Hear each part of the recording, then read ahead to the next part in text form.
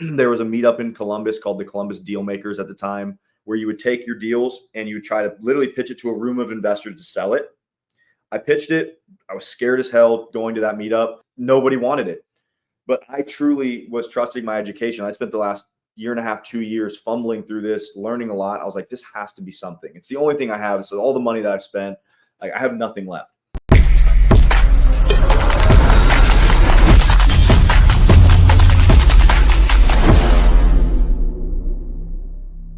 What is up, beautiful people? It is episode 113 of Skorck the Fears. We have Mr. Tommy Harr. I think he's a really cool guy. I started following him on Instagram a while back. I really liked his content, reached out to him and was like, hey man, would you ever want to come on the podcast? He said, sure, I'm down. And then like a month later, we're here and I'm interviewing you. And I just want to say, first off, thank you so much for coming on the podcast. Dude, I really, really appreciate it. Thank you so much. I can't wait to spend the next couple of minutes with you. Yeah, like people already know about you in my audience, so it's really good. It's cool to see. So yeah, no, this will be a great one. So real quick, for the people in my audience who don't know who you are, just give like a quick bio on just like your accomplishments in real estate, what you're doing, what you're like, just like give everybody a quick update, like almost like a mini resume of real estate real quick. Awesome. So my name's Tommy Harr. I'm out of Columbus, Ohio. I'm 29 years old. I got into real estate when I was 22, 23 when I graduated college. So many of you, I have a degree. I didn't really know what I was going to do. So I became a home inspector with my dad. So I became a home inspector, and then I started seeing investors and the lifestyle they were living and the money they were making, and decided to take that leap of faith. And fast forward 6-7 years now, I own about 70 rental properties. My portfolio is worth about $15 million. We're wholesaling and flipping a bunch of properties. We'll probably do 100, 125, 150 deals this year. And that's been growing ever since. So teaching people how to invest in real estate and the real side of real estate is what we do now. I love it. I love it so much. So let's get into like what this podcast is about, which is fears, right? That's why I started this podcast. I thought it would be really cool as a thing to like really have fears be more of the center of this podcast and like how we overcome them, right? Because I feel like that's the beginning for everyone. Is how do we overcome the fears that are holding us back? So real quick, just for my audience, just tell them like what were your fears when you were just starting out as a real estate investor, and how did you overcome them? Yeah, I'd say the biggest fear for me was letting down my family, So I was trying something or heading into a different avenue that nobody else had taken. And my mom told me I was crazy. She told me to be careful, but it's out of love, but nobody had done it. So it was really kind of the fear of nobody's done it. It was kind of a pioneer in that space for at least my family. And you just got to jump in and face your fears. I love it. So it was like, so for you, it was that none of your family had done it before, right? But like your family had been in different parts of real estate. Yep. So did you not have any fears? Were you just like, screw it, we're going to try it out and see what happens? Or was there anything holding you back? Was maybe talking to sellers? I don't know what it could have been. Sorry. I mean, fear of failure is obviously a big one. So imposter syndrome, fear of failure. So when you start in real estate, especially investing, you don't know really anything. So when you're talking to sellers or you're kind of BSing your way through it.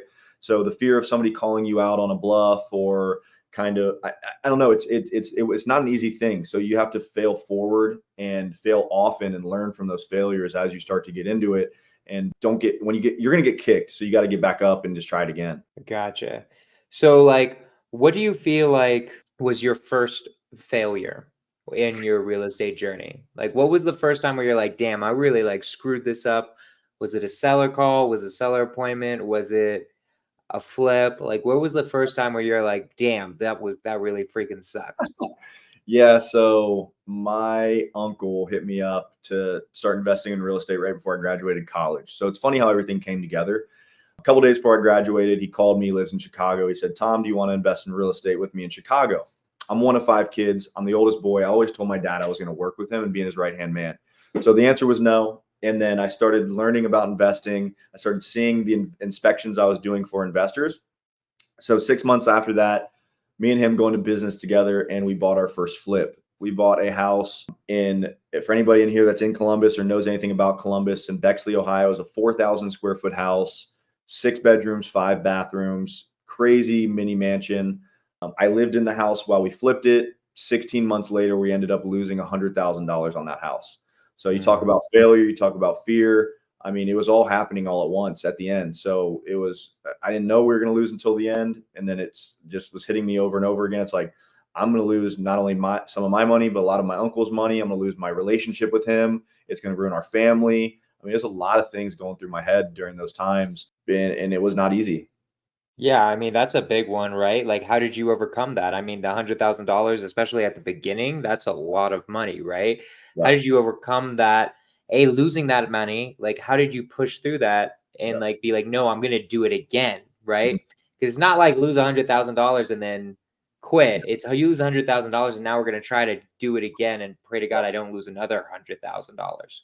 Yeah. So The overcoming portion was I had listened to, so my education for real estate investing was Bigger Pockets. So those of you that know Bigger Pockets, I listened as a home inspector. Part of your day is driving around. So I was driving around all day, every day, going to different jobs. And I had listened to probably 400, 450 Bigger Pockets podcasts. And if you guys don't know, they're interviewing people that have been successful in real estate. So that was 450 people I had listened to that have done it right. So I knew for a fact that real estate worked. The way I was doing it did not work. So I had to reassess how I was doing things and come to grips that, hey, if I quit now, it's never going to work. We got to get back to the drawing board, and we got to try again and completely change the way we're going about this. Gotcha. So what you do? What do you feel like you screwed up on that flip? Yep. Where it was 100,000. I mean, that's a monster of a flip, first off. It is. Right? That is a crazy first flip, a 4,000 square foot house. Like, what do you say, Yep. 6 beds, 5 baths or something? That is aggressive, right? So what did you change? What did you change about your business model? How did you pivot from that? Yeah. So the first change is my uncle dropped me as a business partner. So that kind of happened towards the end. We're in good terms now. He came to my wedding. Everything's good. But the first thing was the price point and type of house. So realizing that, hey, although it may look cool on HGTV, 6 bed, 5 bath house in a really rich area is not the best house to flip if you don't know what you're doing. So changing your acquisition strategy to a 3 bed, 1 bath, first time home buyer house that needs cosmetics instead of a full rehab. So I'm talking 30 grand rehab rather than 250. It changes the timelines and projections really, really fast. And then learning how to fire contractors faster, vet contractors better, because the first one I used, he was not the right candidate. And I stuck with him the whole time because I'm a man of my word and I'm loyal to a fault. So I thought I had to stick it out with him, but that's not how this business works. So if you need to fire somebody, fire them.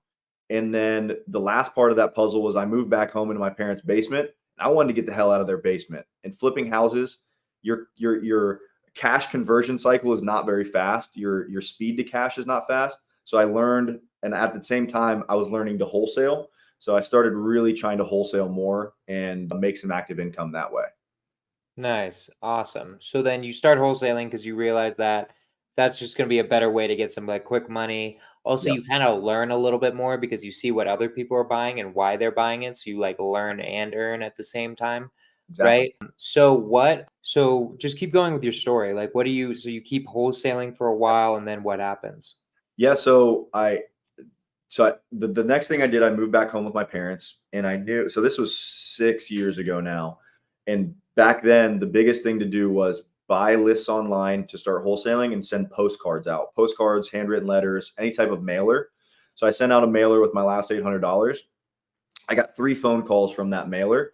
One of them ended up being my next deal. So I thought I was going to wholesale this house. There was a meetup in Columbus called the Columbus Deal Makers at the time, where you would take your deals and you would try to literally pitch it to a room of investors to sell it. I pitched it. I was scared as hell going to that meetup. Nobody wanted it. But I truly was trusting my education. I spent the last year and a half, 2 years fumbling through this, learning a lot. I was like, this has to be something. It's the only thing I have. So all the money that I've spent, like, I have nothing left. So it got back to, I had to try and flip it. So I raised money from a family friend. She lived in my same neighborhood my whole life. She was a realtor. She lent me $60,000 on her dinner table, cut a check to my personal name. It froze my bank account because I had a college account still. It never had more than like $1,000, $1,500 in it at a time. So 60 grand, they were like, what in the world Right. is going on? And I ended up closing on that, worked on the house myself for 4 months, sold it for 130. We made 50 grand. I cut her a $25,000 check. I made Nice. $25,000. And then I went and bought a house hack. I bought a duplex, lived in one unit, rented my bedrooms out, and rented the other unit out and got paid to live in the house I was living in. Nice. Awesome. So you turned it around. That's awesome that you were able to flip that one. What do you feel like was the difference? Was it that it was just cosmetic this time? Yeah. Why do you, and just in retrospect, because I already know you've done tons of flips now, a Yeah. ton of wholesales.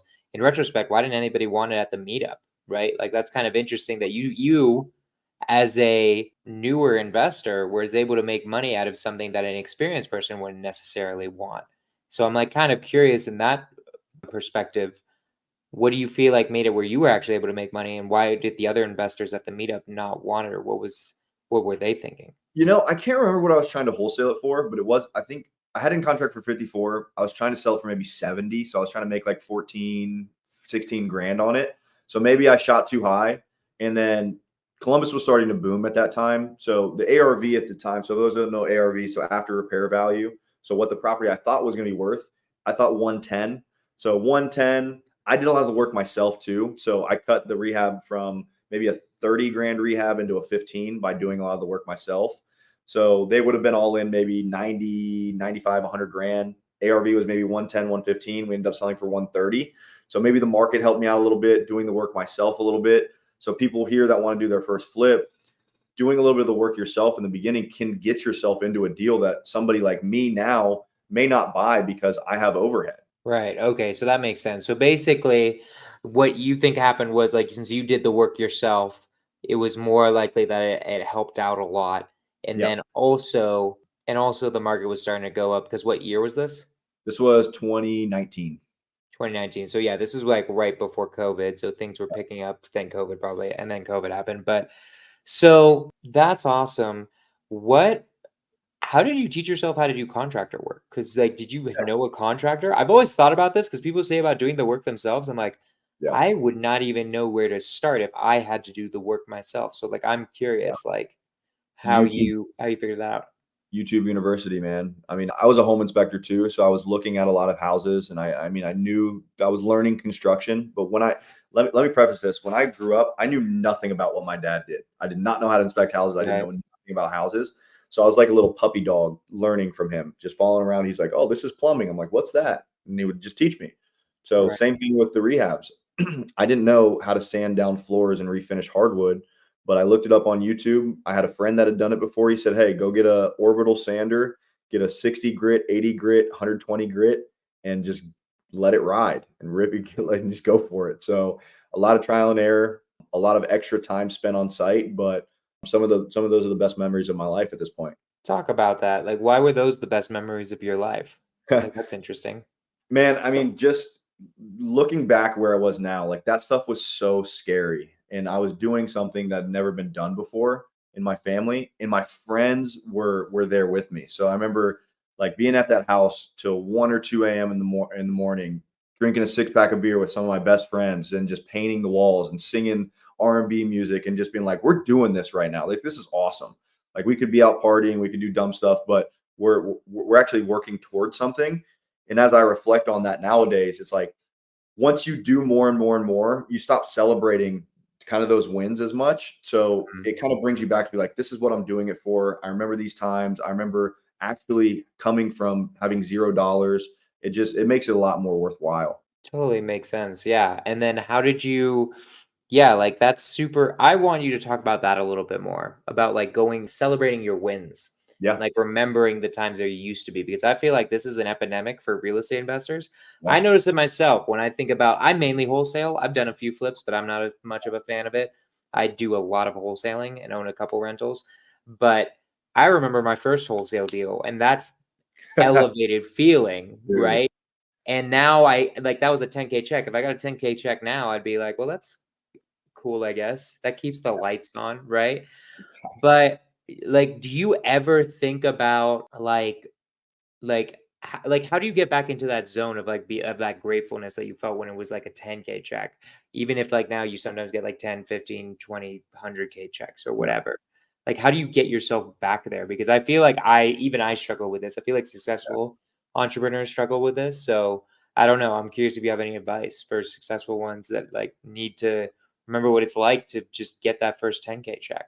Yeah, I mean, never forget why you're doing it and remember that feeling of the first one. So I mean, literally the first check I got, like I couldn't even believe it. I mean, one, it's validation that everybody that told you were crazy, everybody that was like, be careful, it's validation that they were either wrong or you proved them wrong. That's also a great feeling. So in my business, me and my business partner, one of our core values is to continue to have fun. So you can get so caught up in the day to day, you can get so caught up in employees and overhead, but you can get caught so fast of not loving it anymore if you don't have fun with it. So we make it a point to like go out and have some drinks if we have a good win, or make sure we take care of our family, or go out to dinner, or go on a nice vacation, like something to reward yourself. Because like you said, man, we just closed two or three $10,000 wholesale deals this week, and I didn't even look to see if they closed. I was like, oh, that's cool, like that's great. And it sounds like I'm being an asshole now when I think about it. I'm like, why are you like that? Like, why would you even think that way? Like, you used to go out and like act like you just won the Super Bowl when you made 10 Right. grand. So it's just remembering what you're doing it for and still having fun with it. Yeah, 100%. I think also part of it is once you have overhead, it's like, well, honestly, it's because the 20 or 30K got eaten up almost immediately. Yeah. So that's also part of it too, I feel like. So cool, man. So then, okay, so we do the first flip, it's successful, right? Yep. What do we do right after that? What's the next step? Yep. So I'm still living in my parents' basement. I'm really excited to get out. I go into contract on a duplex right before I'm selling that house. So I was going to make 25 grand, and the closings didn't line up. So my financing was about to fall through. My parents lent me 6,500 bucks to put a down payment FHA on this duplex. The deal closed about 2 weeks later. I paid them back. I used that rest of the 20 grand to put siding on this place, put new windows. I laid floors. I did some cabinetry. It was a 3 bed, 1 bath on each side, actually three to each side. And it's a typical duplex. So you got kitchen, living room, kitchen, dining room, living room. And I was living in my bedroom. I rented out two other ones for 450 each. And my other side was renting for 800, and my payment was 1580 or something like that. So I was breaking even. And I realized we weren't using my living room. So I built a barn door and I lived in my living room and rented my bedroom out to one of my best friends at the time for 400 bucks. So I decided that I was going to sacrifice a little bit more, live in my living room, cash flow, and save up for my next duplex house. So I refinanced it and did it again 2 blocks up. So sacrifice and having a vision of what you want and executing that and not worrying about what's in the way, it has been a major part of my timeline. I like it. So talk a little bit about not worrying, right? Because I feel like this is a constant thing with investors and entrepreneurs in general, right? Like it is very hard. I would have been stressed the hell out of if I had like if I just screwed up the first flip and then Yep. still did the second, even if it did make money, and Yep. still I'd still be like, God damn, we gotta like freaking still get more flips and like make more money, right? How did you stop being stressed, or how did you make it where you didn't worry as much? I feel like I worried way more at the beginning than I do now because I've done it so much now, but especially at the beginning I worried way more. So I'm just curious if you have like any tips or anything you learned, especially Yeah. in stressful times, of how to keep your head cool. So number one is education. So it was the same thing with home inspection. So I was a 22, 23-year-old home inspector. Most people are usually used to hiring a 40-year-old home inspector. So they automatically look down on you if you look young. So what that means in that scenario is you have to kill them with education. You have to be so smart and so savvy in that industry and what you're doing that it demands their respect. So it's the same thing with the investing. Like I had to make sure that the next opportunity that came up, I was so educated on it that I was ready to attack it with unwavering confidence. And then at that point, it's just when opportunity meets preparation, right? So you do so many hours of training and trying, like when that opportunity comes up, you're going to know how to identify it. But if you're not in love with the idea, if you're not in love with it, you're not going to put the work in on the back end. So you're not going to be able to identify the opportunity when it comes up. So that's been a big thing for me is like when people tell me now, they're like, do you know you were going to do all these things? And it's cliche. And I say, absolutely, because I literally felt back then when I had nothing that I was going to do exactly. I'm kind of mad that I didn't dream bigger because I'm living my dream right now. And I'm like, dude, I should have thought bigger. Wish I had thought about more. Gotcha. So like, what do you feel like would have happened if you had dreamed bigger? Like you just would have been like farther ahead in the journey, basically? Maybe, or I could be bankrupt. I could have taken more You risks. never Like, know. you never know. So I don't ever like to think that way. It's just because you can't change it. I wouldn't change anything though. The failures in the beginning have molded me into more grateful. And I would have been just like, because I was young, 23, I had an ego to me. I thought my shit didn't stink. I don't know if I can curse on here, but I thought I couldn't. I walked on roses, and you get kicked in the chest and you get punched in the chin, and you're just like, wow, this is the real world. This can happen. So it makes you be way better the next time you do it. Gotcha. So you start flipping more. Like talk about the development of your business, Okay. like how where we've done two flips now. One lost 50, one lost 100, one gained 50. So we're negative 50 right now. So still living in the basement. Yep. What's like the game plan? Does anything change? How are we finding these deals, by the way? Let's Yep. actually start there before we get into the other question. How do we Yep. find both of those deals? Yeah. So the first deal we did, the one that we lost money was on the MLS. So my contractor put me onto that deal, the one that I used. So that's why I used him as well, because he showed me the deal. We thought it was a good deal. So that was MLS. It was a foreclosure. And then the next deal was me, basically my wholesale marketing. So I sent out postcards. I bought an absentee owner list Right. on, at that time it was List Source. And I click to mail, click the number 2 mail was the postcard system that I used. I don't do postcards anymore. But once I got into that house hack after I used that money, I started to wholesale again or try. And that was right around the time when texting became a thing. So I listened to a Bigger Pockets podcast, and they were like, I don't want to tell people this, but I'm text marketing. And I was driving around, and I was like, this is it. This is the one that's gonna get me to the next level. So I started at the time it was called Lead Sherpa. I got an account, and I started getting leads that way. I love it. Awesome. And then so what was the next game plan? So we do the flip, it gets you 50K. What do we do with the 50K? Yep. So we bought that. So I split it with the business partner. I made 25. I bought that house. So I put $6,500 down, $185,000 duplex. Spent the rest of the money on upgrades. So then I was kind of back to square one, but I eliminated my housing cost at that time. So my money that was coming in from being an inspector was going pretty much directly into my pocket to be able to fund my side hustle, which was my wholesaling now. So I started texting and I started doing that off market generation. Ended up doing my first wholesale deal a couple months later from texting. I made $7,500 on that deal, and that was validation that wholesaling worked. So I was like, you're now going through all these phases of, okay, flipping does work. Okay, house hacking does work. Now wholesaling does work. I've done these things now, so I'm moving now with a little more swagger and confidence about me. Gotcha. Cool. And then, so what do you think of wholesaling versus flipping at this point? I'm like kind of curious. Like, I mean, it's always the classic thing, but I'm just curious. Like at that moment, were you like, all right, was this sick that we made 75K, 7,500 really quickly, or do Yeah. we want to just give, or is it worth it to put in the work and make 50K? So at the end of the day, like wholesaling is my first love. It'll be my forever love. I think it'll always be number one. There's only so many businesses that you can go out and make. Like January, we made $200,000 wholesaling. I don't say that to brag, but it's Love just it. a great feeling knowing that you can pick up the phone, hustle a little bit, and make money appear out of nothing. So I love it, but I also come from the home inspection background. I like the idea of turning something into nice. And I also love the idea of long-term wealth and rental properties. And you can't do the Burr method without learning the construction. And you have to have a flipping engine, I think, to be able to do that at scale. So the flipping is a means to an end to buy Burr rentals here in the future more. Gotcha. That makes sense. And also you're in Ohio, so I feel like the Burr method works better for you guys because you guys have much lower cost housing. I'm Yep. in Denver, I'm in Colorado, and I also do Florida. We have both of those markets have higher costs, right? So Ohio is one of the ones I've been thinking about going to. It seems like a really good buy and hold market, which I It really is. like, It really uh, is. which is pretty cool. Cool, my man. Well, real quick, is there anything you want to plug? Anything that you like? How do people reach out to you? How do people get part of your education program if they feel like you'd be a cool person to learn from? Where can people get more info on those two things? And if there's anything else you want to talk about that you're up to, let me know.